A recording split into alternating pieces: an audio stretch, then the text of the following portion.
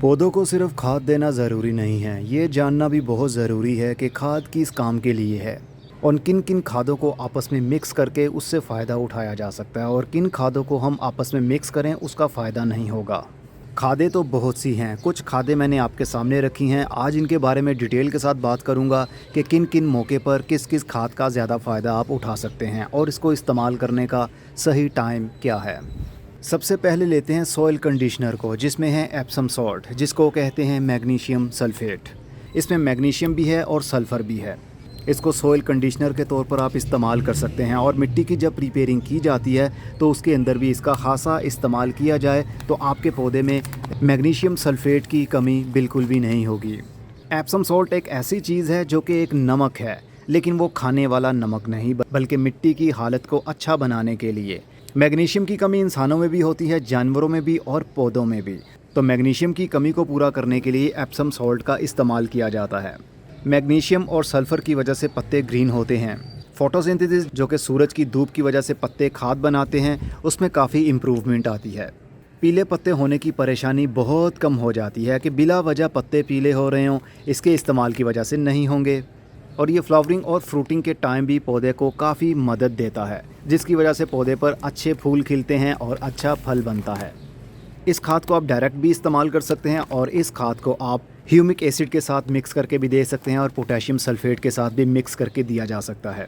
लेकिन इसको calcium nitrate के साथ मिक्स नहीं करना, मतलब सेम डे में नहीं यूज़ करना। आहिस्ता आहिस्ता आपको जैसे जैसे वीडियो आगे जाएगी आपको सब पता चलता जाएगा कि कौन सी खाद को कौन सी खाद के साथ मिक्स नहीं करना हमने। दूसरे नंबर पर आती है मशहूर ज़माना कैल्शियम नाइट्रेट। ये एक ऐसी खाद है जो कि एंड ब्लॉसम रोट को ख़त्म करती है। अक्सर फल नीचे वाली साइड पर गल जाता है या फिर उसमें क्रैक्स आ जाते हैं या फिर फल का साइज़ अच्छे से इंक्रीज़ नहीं हो पाता। वो कैल्शियम की कमी की वजह से होता है। कैल्शियम एक ऐसा एलिमेंट है जो हम इंसानों को भी बहुत ज़रूरत है इसकी और जानवरों को भी और पौधों को भी। बिल्कुल वैसे जैसे हमारी हड्डियों में कैल्शियम की कमी हो जाए तो हमारी बॉडी में दर्द रहने लगता है। हमारी हड्डियां कमज़ोर होने की वजह से हम ज़्यादा वज़न उठा नहीं पाते, ज़्यादा देर के लिए खड़े हो नहीं पाते और चल भी नहीं पाते। कैल्शियम का इतना अहम रोल है। तो पौधों के लिए भी मिट्टी के अंदर अगर कैल्शियम की कमी होगी तो फल उसको जो लगेगा वो सही से बड़ा नहीं हो पाएगा और वो ख़राब होना शुरू हो जाएगा, जो कि टमाटर में अक्सर आपने नोट किया होगा, नीचे से फल ख़राब होना शुरू हो जाता है, गल जाता है। तो हम समझते हैं शायद किसी फंगस का या कीड़ों का हमला है, लेकिन वो एलिमेंट की कमी होती है। इस कैल्शियम नाइट्रेट के अंदर दो किस्म की नाइट्रोजन भी है, नाइट्रोजन नाइट्रेट फॉर्म में भी है और अमोनिकल फॉर्म में भी है, जो कि दोनों ही आपके पौधे के लिए डिफरेंट स्टेजेस के ऊपर बहुत अहम रोल अदा करती है। पौधे को हरा भी करती है, पौधे को बढ़ाती भी है और कैल्शियम की वजह से पौधे के सेल वॉल यानी पत्ते, टहनियाँ, पत्तों के अंदर जो ट्यूब्स होती हैं वो उनको स्ट्रॉन्ग करती है। कैल्शियम की सही मिकदार मिट्टी में होने की वजह से पौधे के ऊपर कीड़ों का हमला इसलिए भी नहीं होता क्योंकि कैल्शियम की वजह से छिलका काफ़ी मजबूत हो जाता है, पत्ता काफ़ी मजबूत रहता है, अपने पाँव पर खड़ा रहता है, जिस वजह से कीड़े अगर उसको बाइट करने की कोशिश करते भी हैं तो ज़्यादा नुकसान नहीं पहुंचा पाते क्योंकि सेल वॉल स्ट्रॉन्ग हो चुका होता है कैल्शियम की वजह से। इसको आप ह्यूमिक एसिड के साथ मिक्स करके दे सकते हैं। वो कौन सा ह्यूमिक एसिड है, उसके क्या फ़ायदे हैं, वो भी इसी वीडियो में आपको दिखाने वाला हूँ। लेकिन मैग्नीशियम सल्फेट के साथ, जो कि एप्सम सॉल्ट है, इसके साथ दोनों को मिक्स नहीं करना क्योंकि ये नाइट्रेट फॉर्म में है और अमोनिकल फॉर्म में है और एप्सम सॉल्ट सल्फेट फॉर्म में है। सल्फेट फॉर्म और नाइट्रेट फॉर्म दोनों आपस में जब मिलेंगे तो रिएक्शन पैदा होगा, तो आपकी काफ़ी सारी कैल्शियम की खाद मिट्टी में फिक्स हो जाएगी, जो कि मिट्टी में मौजूद तो होगी लेकिन पौधे की रूट उसको उठा नहीं पाएगी। इसलिए दोनों का एक टाइम में इस्तेमाल नहीं करना। कैसे करना है इस्तेमाल वो भी बताता हूँ अभी। और तीसरे नंबर पर आती है जनाब जिंक सल्फेट। जिंक एक ऐसा एलिमेंट है जिसके बगैर पौधा तो मानो चल ही नहीं पाएगा। जिंक पौधे के ऊपर लगे हुए फल को पकड़ कर रखता है, उसको जल्दी गिरने नहीं देगा और सबसे बढ़कर वाटर स्ट्रेस में ये बहुत अहम रोल अदा करता है। वो यूँ, अगर आप पानी देना पौधे को भूल गए हैं, 2 से 3 दिन भूल गए, तो 2 से 3 दिन का जो गैप है उसमें अगर मिट्टी के अंदर जिंक सल्फेट मौजूद होगा तो पौधे की रूट की सबसे आगे वाली नोकीला हिस्सा उसको काफ़ी मजबूती से स्ट्रॉन्ग बनाता है और वो रूट आगे फैलती है, यानी जहाँ पर पानी होगा मिट्टी के नीचे तक जाएगी, जहाँ पर उसको लगेगा कि पानी है वो जड़ वहाँ पर जाएगी और वो जाएगी जिंक सल्फेट की वजह से, क्योंकि जिंक जड़ को बहुत मजबूत बना देता है। और जब पौधे की जड़ मजबूत होगी तो वो खुश्क मिट्टी में थोड़ी सी ड्रिलिंग करती हुई जहाँ तक पानी की नमी होगी वहाँ तक बगैर टूटे पहुँच जाएगी। तो हुई ना ये काम की खाद, जिसके बारे में हमें ज़्यादातर नॉलेज ही नहीं है, लेकिन इंशाल्लाह सब नॉलेज इस चैनल के ऊपर आपको वक्त के साथ साथ मिलता रहा है और मिल रहा है, और इंशाल्लाह आने वाले वक्त में भी आपको बहुत सारा ऐसा नॉलेज मिलने वाला है। जिंक सल्फेट पत्तों की ग्रोथ के लिए और टहनियों की ग्रोथ के लिए भी बहुत अहम है। पत्तों को ग्रीन रखने के लिए, घास को ग्रीन करने के लिए भी इसका इस्तेमाल बहुत ज़रूरी है। जिंक की चाहे कमी पौधे को बहुत थोड़ी मिकदार में होती है, लेकिन होती ज़रूर है। अगर कमी हो जाए तो फिर फल सही से सेट नहीं हो पाएगा, फूल सही से खिल नहीं पाएंगे। जिंक सल्फेट की बहुत कम मिकदार इस्तेमाल की जाती है। ये दानेदार जिंक है, इसमें पाउडर फॉर्म में भी आता है जिसकी स्प्रे भी की जा सकती है, लेकिन ये मिट्टी में डालने के लिए है। इसको भी आप ह्यूमिक एसिड के साथ मिक्स करके इस्तेमाल कर सकते हैं, क्योंकि ये जिंक सल्फेट है। और इसको मैग्नीशियम सल्फेट के साथ भी मिक्स किया जा सकता है, लेकिन कैल्शियम नाइट्रेट के साथ मिक्स नहीं करना, नहीं तो रिएक्शन होगा। नंबर 4 पर आता है सॉइल डॉक्टर, जिसमें ह्यूमिक एसिड है। ह्यूमिक एसिड एक ऐसी चीज़ है, ऐसी मिट्टी की दोस्त है जो कि मिट्टी को फर्टाइल बनाती है। इसकी वजह से मिट्टी का जो पीएच काफ़ी रेस लेकर आगे पहुंच जाता है, 7 से 8 या 9 तक पहुंच जाएगा, उसको ये कम करती है, क्योंकि ये एसिडिक खाद है। मिट्टी के अंदर पड़ा हुआ दूसरा मटेरियल जो कि अभी फिक्स हो चुका है, जैसे फॉस्फोरस या पोटेशियम या कैल्शियम वगैरह मिट्टी में फिक्स हो गया है किसी ना किसी वजह से, तो वो रूट को मिल नहीं पाता। तो ह्यूमिक एसिड के इस्तेमाल की वजह से वो खाद अवेलेबल फॉर्म में आ जाती है। इसकी वजह से आपकी मिट्टी काफ़ी नरम हो जाती है, पौधे की रूट्स आसानी से फैल सकती हैं और मिट्टी के पीएच को कंट्रोल करता हुआ ये डाउन कर देगा। तो वो खाद पौधे की जड़ के लिए अवेलेबल फॉर्म में बदल जाएगी, पौधे की जड़ आसानी से अपटेक कर सकेगी उसको। ये सॉइल का बादशाह है और इसको हर किस्म की खाद के साथ आप मिक्स करके मिट्टी में डाल सकते हैं। ये वो मेजर बातें हैं जिनको समझना ज़रूरी है। बहुत ज़्यादा डिटेल में मैं आपको नहीं ले जा रहा, थोड़ी सी इन्फॉर्मेशन सभी की दे रहा हूँ ताकि आपका कॉन्सेप्ट थोड़ा क्लियर हो जाए। नंबर 5 पर आता है हमारा सल्फ़र।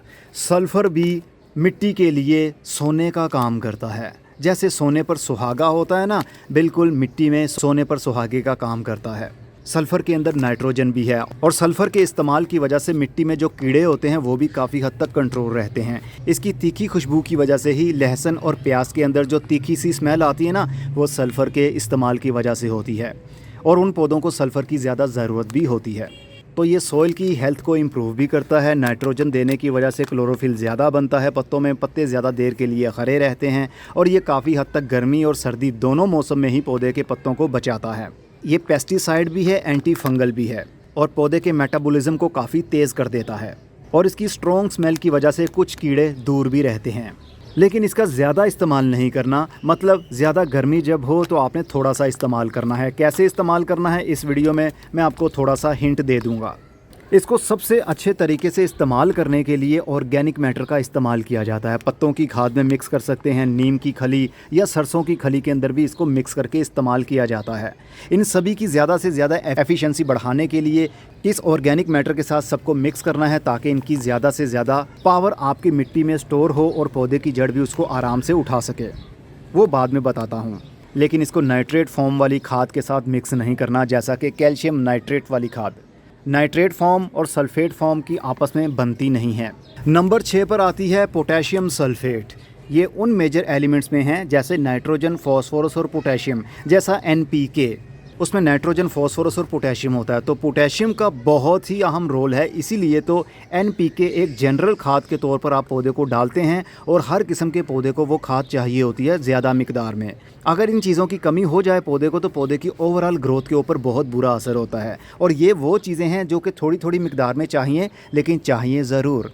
तो पोटेशियम क्या करता है, आपके पौधे पर फूल जल्दी लाता है, पौधे के ऊपर जो फल लग जाता है उसको बड़ा करने में, उसका रंग गाढ़ा करने में, चमक बनाने में और फल के अंदर रस भरने में इसका बहुत अहम रोल है। पौधे के इम्यून सिस्टम को बहुत स्ट्रॉन्ग बना देता है। और सबसे बढ़कर बात कि इसका अगर स्प्रे आप पौधों के पत्तों पर करते हैं गर्मी के दिनों में, तो गर्मी का स्ट्रेस पौधे के पत्तों पर और पौधे को ज़्यादा नुकसान नहीं पहुंचा पाता। इसका सबसे ज़्यादा फ़ायदा तब होता है जब पौधे के ऊपर फल बनने लग जाए और फल का साइज़ इंक्रीज़ हो रहा हो, तब इसका इस्तेमाल करने की वजह से फल की हालत अच्छी रहती है। और जब फल का साइज़ सही से बन जाता है तो उसको पकाने के लिए भी पोटेशियम सल्फेट का ही काम है। उसमें रस भरा जाता है, उसमें मिठास आ जाती है। अगर फल कड़वा हो तो उसका कड़वापन ज़्यादा बढ़ जाएगा, अगर फल मीठा होगा उसकी मिठास ज़्यादा बढ़ जाएगी, अगर खट्टा होगा उसकी खटास ज़्यादा बढ़ जाएगी। ये पोटाशियम का अहम रोल है। इसको भी ह्यूमिक एसिड के साथ मिक्स कर सकते हैं और एप्सम सॉल्ट के साथ भी मिक्स किया जा सकता है, लेकिन नाइट्रेट फॉर्म वाली खाद के साथ मिक्स नहीं करना। कैसे करना है वो अभी बताता हूँ। और नंबर 7 पर आता है हमारा ऑर्गेनिक मैटर, जिसको नीम केक कहते हैं। ये हमारे पास नीम केक का पाउडर है, जो हमने बीज से ऑयल निकलवाया नीम का, और उसके बाद जो खली है वो हमारे पास है, पाउडर फॉर्म में हमने बनाई है। नीम खली के चर्चे तो आपने आर्टिकल्स में भी पढ़े होंगे और यूट्यूब पर बहुत सारे यूट्यूबर्स इसका इस्तेमाल करते हुए भी आपको दिखे होंगे। इसकी वजह से पेस्ट भी दूर रहते हैं। नीमाटोड्स के लिए ये बहुत ख़तरनाक चीज़ है। इसमें ऑयली कंटेंट भी होता है जो कि कीड़ों को ज़्यादा पसंद नहीं आता, और ना ही बैक्टीरिया और फंगस को। ऑयल की बात आई तो मुझे एक चीज़ याद आ गई, जो सल्फ़र है ये उन पौधों के लिए बहुत ज़्यादा ज़रूरी है जिनके बीज के अंदर तेल बनता है, जैसे सरसों का तेल, जैसे तिल के पौधे। तिल में से जो बीज निकलते हैं उनमें से जो ऑयल निकलता है वो सल्फ़र की वजह से होता है। अगर सल्फ़र ऑयल बेस्ड प्लांट को आप देंगे तो बहुत अच्छा रिज़ल्ट पाएंगे और बीज की हेल्थ भी अच्छी रहेगी और उसमें से तेल भी ज़्यादा निकलेगा। तो नीम केक की बात हो रही थी, जो कि एंटी फंगल भी है, एक खाद का काम भी करता है। इसमें ट्रेस एलिमेंट्स भी मौजूद हैं, लेकिन इसका भी ज़्यादा इस्तेमाल करने की वजह से आपके पौधे की जान जा सकती है सिर्फ 24 घंटे के अंदर अंदर। ऑर्गेनिक मैटर समझकर कि जैसे पत्तों की खाद है, गाय का गोबर है, थोड़ा सा इस्तेमाल ज़्यादा हो गया तो कोई प्रॉब्लम नहीं होगी, लेकिन ऐसा नहीं है। इसका थोड़ा सा भी ज़्यादा इस्तेमाल हो गया तो समझ जाइएगा आपके पौधे की जान 24 घंटे के अंदर अंदर चली जाएगी। कुछ कुदरती चीज़ें ऐसी होती हैं जिनका ज़्यादा इस्तेमाल हो जाए तो कोई प्रॉब्लम नहीं होती, लेकिन कुछ ऐसी होती हैं जिनका थोड़ा सा भी ज़्यादा गलती से इस्तेमाल हो जाए तो फिर आपके पौधे की जान बिल्कुल चली जाएगी। सच कह रहा हूँ, यकीन ना आए तो आजमा कर देख लीजिए। ये ऑर्गेनिक मैटर है, इसको हर किस्म की केमिकल वाली खाद के साथ मिक्स करके दे सकते हैं। इसका सबसे ज़्यादा अच्छा इस्तेमाल तभी है जब आप सॉइल की प्रिपेयरिंग, यानी अगर पौधों को लगाना हो, बीज को लगाना हो, तो मिट्टी में थोड़ी सी ये नीम खली मिक्स कर लिया करें। तो 3 से 4 दिन के बाद पौधे लगाएं या फिर बीज लगाएं, आपको बहुत अच्छा रिजल्ट मिलेगा। कीड़े भी दूर रहेंगे मिट्टी से, और मिट्टी के अंदर नाइट्रोजन का लेवल और ट्रेस एलिमेंट्स भी वक्त के साथ साथ उसको मिलते रहेंगे। नंबर 8 पर आता है हमारा मस्टर्ड केक, सरसों की खली। ये भी बिल्कुल पाउडर फॉर्म में है, बिल्कुल फाइन मटेरियल। इसके अंदर हाईली नाइट्रोजन होता है। नाइट्रोजन की वजह से क्या होगा, आपके पौधे के पत्ते ग्रीन होंगे। इसलिए अगर 1 चम्मच से बढ़कर 2 चम्मच मिट्टी में चले गए और पौधे के तने के पास में रहा ये पाउडर, तो फिर आपके पौधे की जान 24 घंटे के अंदर अंदर चली जाएगी। कहाँ जाएगी? बहुत दूर, जहाँ से वापसी मुमकिन नहीं। ये वो ऑर्गेनिक मैटर है जिसका फ़ायदा भी बहुत ज़्यादा होता है और जिसका नुकसान उससे भी ज़्यादा, अगर थोड़ा सा गलती से भी ज़्यादा इस्तेमाल हो जाए तो। नीम की खली का इस्तेमाल भी सबसे बेस्ट ये है कि जब आप सॉइल की प्रिपेयरिंग कर रहे हो तो तब मिट्टी के अंदर इसको मिक्स किया जाए थोड़ा सा। 1 से 2 चम्मच 12 इंच के गमले के लिए काफ़ी रहते हैं। मैं आपको सभी की डोज बता देता हूँ कि कितनी कितनी आपने मिक्स करनी है। हर किसी खाद का इस्तेमाल 5 लीटर पानी के अंदर 1 टेबलस्पून होता है। ये बिल्कुल सेफ़ डोज़ है, ना ज़्यादा ना कम। इससे अगर आप बढ़ा भी लें थोड़ा सा तो आपके पौधे पर नुकसान नहीं होगा। लेकिन मैं हमेशा यही कहता हूँ, थोड़ा खाना दें लेकिन बार बार दें। एक बार में ही पेट भरने की कोशिश करेंगे तो आपका पौधा स्ट्रेस में चला जाएगा, जो कि हम बिल्कुल नहीं चाहते। बस आपने गैप क्या देना है कि 4 से 5 दिन का हर खाद के बीच में एक गैप होना चाहिए। NPK तो आप दे सकते हैं, नाइट्रोजन, फॉस्फोरस और पोटेशियम एक टाइम में ही दे सकते हैं। लेकिन अगर नाइट्रेट फॉर्म की बात आती है तो फिर 5 से 7 दिन का गैप होना चाहिए। आज अगर आपने NPK दी है या फिर एप्सम सॉल्ट दिया है या फिर जिंक सल्फेट दिया है, तो फिर अगले 5 से 7 दिन के बाद आपने कैल्शियम नाइट्रेट का 1 चम्मच 5 लीटर पानी में घोल लेना है और मिट्टी में डालते रहना है। हर पौधे के लिए 1-1 गिलास काफ़ी रहता है। अगर ज़मीन के अंदर पौधे लगे हुए हैं, पौधे बड़े हो गए हैं, दरख्त बन गया है, तो पूरा 5 लीटर एक टाइम में ही पौधे के तने के पास में आप डाल सकते हैं। और अगर मजबूरी हो, अरे हमारे पास इतना टाइम नहीं है, हमने कहीं जाना है, तो फिर क्या करें, सारी खादों का थोड़ा थोड़ा सा हिस्सा लें और नीम की खली या मस्टर्ड केक के अंदर उसको मिक्स कर लें और फिर आप मिट्टी में डाल सकते हैं। सबसे अच्छा तो यही है कि थोड़ी थोड़ी सारी खादें लें, पानी में डाल लें 5 लीटर पानी के अंदर, और 1 चम्मच या 2 चम्मच इसके भी डाल दें। नीम की खली डाल सकते हैं, मस्टर्ड केक डाल सकते हैं, चाहे तो दोनों का 1-1 चम्मच डाल दें 5 लीटर पानी में, और उसको 4 से 5 घंटे के लिए पड़ा रहने दें। इससे क्या होगा, इसके अंदर जो ऑर्गेनिक एसिड्स होते हैं ना, वो रिलीज़ होने लगेंगे, और वो रिलीज़ होने के बाद जितने भी आपके ये केमिकल फर्टिलाइज़र के दाने हैं या इनके छोटे छोटे से पार्टिकल्स जो कि पानी में हल हो चुके हैं, उनके ऊपर कोटिंग हो जाएगी, एक लेयर बन जाएगी, जिसकी वजह से दूसरी खाद का इस खाद के साथ में रिएक्शन नहीं होगा। ऑर्गेनिक मैटर संभाल कर रखता है, होल्ड करके रखता है, लड़ाई नहीं होने देता। केमिकल खादों का बहुत एहतियात से इस्तेमाल किया जाता है कि कौन सी खाद के साथ कौन सी इस्तेमाल करें, तो मैंने वो भी बता दिया और इकट्ठा इस्तेमाल करने का तरीका भी बता दिया। अगर पानी में हल नहीं करना तो सारी खादें थोड़ी थोड़ी सी लीजिए, थोड़ा सा मस्टर्ड केक या नीम केक दोनों ले सकते हैं, हल्का सा उसको बराबर मिक्स कर लीजिए, पानी का हल्का सा शावर करके गीलापन उसमें आ जाए और उसको मिक्स कर लीजिए।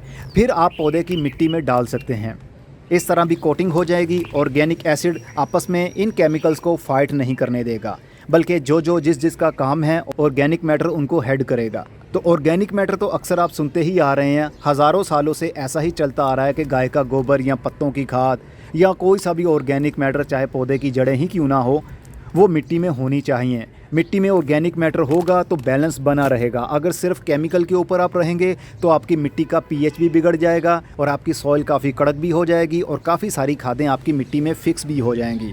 इनके अंदर कुदरत की तरफ से ही बैक्टीरियाज़ हैं, जैसे ही ये पानी और मिट्टी के साथ लगेंगे, इनके अंदर जो बैक्टीरियाज़ हैं वो लाइव हो जाएंगे और अपनी कॉलोनी को बढ़ाने लगेंगे। तो वो होल्ड संभाल लेंगे इन केमिकल्स को, कहाँ कहाँ इनका इस्तेमाल है, इनकी वजह से वो केमिकल पौधे की जड़ में जाने लगेंगे। तो ये थोड़ी सी खादें थी जिसके ऊपर डिटेल के साथ मैं बात नहीं कर पाया, लेकिन इतनी मेजर बातें मैंने आपको बता दी कि हर बंदा इसको आसानी से समझ सकता है। आने वाले दिनों में और भी खादें आएंगी, उनका क्या क्या कैसे कैसे इस्तेमाल करना है वो भी बताऊँगा। इनका इस्तेमाल मौसम के हिसाब से किया जाता है। जब पौधे का ग्रोइंग सीज़न होगा तो हमने खादें इस्तेमाल करनी है, जब पौधे का ग्रोइंग सीज़न नहीं है तो हमने मिनिमम से मिनिमम अमाउंट इन खादों की इस्तेमाल करनी है, भले वो ऑर्गेनिक हों भले वो केमिकल वाले हों। ह्यूमिक एसिड और सल्फ़र, ये दो ऐसी चीज़ें हैं जो कि ऑर्गेनिक बेस होती हैं, इनको ऑर्गेनिक ही कंसीडर किया जाएगा। लेकिन ये जो खादें हैं ये जहर नहीं है, ये पौधे का खाना है। चाहे सिंथेटिक तरीके से दें चाहे ऑर्गेनिक तरीके से दें, पौधे को तो खाना चाहिए। उसको इससे कोई मतलब नहीं है कि ये खाना किसने बनाया है, उसके लिए तो खाना खाना ही है। लेकिन खाना हेल्दी होगा तो पौधे के ऊपर फल भी अच्छा लगेगा। पौधे को बहुत ज़्यादा खादें देने की वजह से पौधा स्ट्रेस में चला जाता है। मैं अक्सर कहता हूँ कि पौधा खादों की वजह से ग्रोथ नहीं करता, लेकिन अगर पौधे की ग्रोथ को बूस्ट करवाना हो तो फिर खादों का इस्तेमाल किया जाता है। और अगर पौधे सब्ज़ी वाले हों, फल देने वाले हों, तो फिर खादों का इस्तेमाल 100% आपको करना ही पड़ेगा, तभी आपको अच्छा रिज़ल्ट मिल पाएगा। फूलों वाले पौधे हों, पत्ते देने वाले पौधे हों, पत्ते देने वाली सब्ज़ियाँ हों, उनमें कोई भी खाद ना डालें, तब भी आपके पौधे की ग्रोथ अच्छी चलती रहेगी। अब मैं भी चलता हूँ, अगली वीडियो में फिर किसी नई इन्फॉर्मेशन के साथ मिलेंगे। तब तक अपना बहुत सारा ख्याल रखिएगा। खुदा हाफिज़।